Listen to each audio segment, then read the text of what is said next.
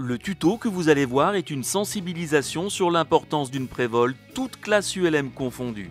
Nous nous intéresserons à quelques particularités propres à chacune, mais il ne s'agit en aucun cas d'un cours en ligne détaillé. Le pilote doit toujours se référer aux consignes prévol du manuel constructeur spécifique à chaque ULM.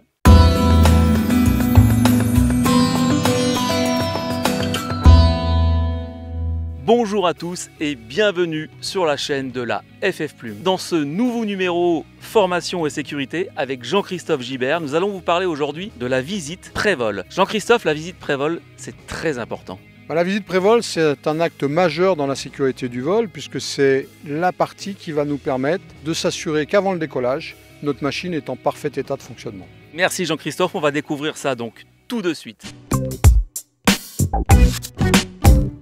Globalement, on va vérifier les mêmes choses. Les durites ne sont pas craquelées, les câbles, il n'y a pas de gendarme sur les câbles, ils sont en bonne tension, les roues, la propreté de l'hélice, pas d'impact sur mon hélice. On a trois parties principales sur notre machine. C'est le groupe motopropulseur, c'est la cellule et c'est le cockpit. On peut les faire dans un ordre indifférent. La seule chose, c'est qu'il faut tous les faire. Il ne faut pas en oublier. Et je n'oublie pas également de vérifier que j'ai tous les papiers et la documentation à bord de la machine avant de partir. Quand on rentre dans le hangar, le premier réflexe, c'est de regarder la machine en dessous, est-ce qu'il n'y a pas de tâches. Ça sera la première partie qui va nous permettre de détecter si on a des fuites, d'essence, d'huile, d'eau. On va commencer par le pilote. Est-ce qu'il est en forme? Est-ce qu'il est capable, en fonction des conditions météo du jour, d'aller en l'air en toute sécurité? Et savoir prendre la bonne décision, si c'est nécessaire, savoir renoncer au vol.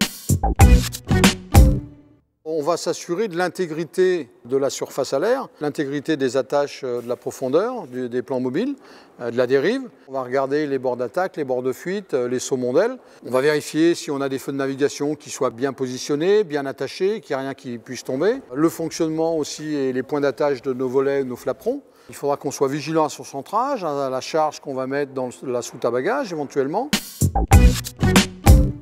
Notre rotor est fixé sur le mât, donc on va vraiment s'attacher à vérifier que toutes les goupilles soient en place, puisqu'on a un certain nombre de boulons qui ne sont serrés qu'au contact. Donc il faut être très vigilant sur ce point-là.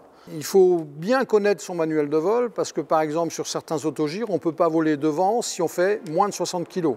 Il va falloir lester la machine pour être dans le domaine de vol. Une autre particularité, c'est que sur un autogire, on fera son carré des commandes, moteur à l'arrêt, puisque si on le fait moteur tournant, quand on met manche arrière, on a toutes les chances de mettre notre rotor dans l'hélice.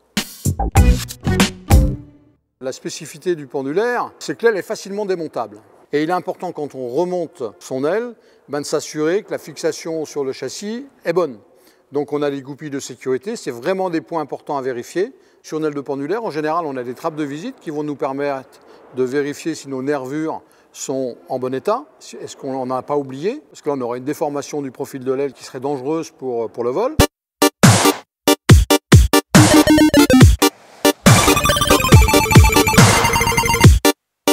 Les pièges à éviter dans la partie voile, c'est déjà être sûr que toutes les suspentes sont bien séparées les unes des autres, et puis de vérifier que les drisses de frein sont bien placées à l'extérieur et totalement libres.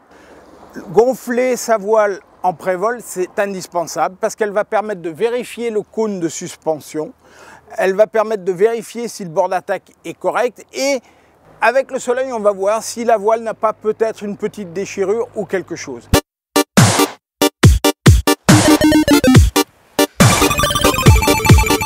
Pour la visite prévol d'une cellule paramoteur, il faut s'assurer que l'hélice, si on ne l'a pas démontée, mais en tout cas qu'elle a bien été serrée, est-ce que l'hélice tourne bien dans un cercle parallèle à la cage et qu'il n'y ait pas de mouvement de l'hélice d'avant en arrière. On a un parachute de secours, il faudra donc s'assurer que le parachute de secours est bien relié au pilote par l'intermédiaire de la sellette. Et le moteur, c'est un des points importants. Pourquoi? Parce que c'est grâce à lui qu'on va pouvoir grimper dans le ciel, qu'on va pouvoir se déplacer. On a quand même tout intérêt à ce qu'il fonctionne correctement. Donc sur toutes les classes, on utilisera la même méthodologie. de quoi mon moteur a besoin pour fonctionner. Et si on répond à cette question, on va être certain qu'on va assurer l'ensemble des vérifications sur notre moteur. Alors notre moteur, il a besoin de quoi pour fonctionner? De l'essence. De l'essence. Donc on va commencer par le réservoir et puis on va suivre toutes les durites. On va regarder si elles ne sont pas craquelées, mes pompes à essence ici.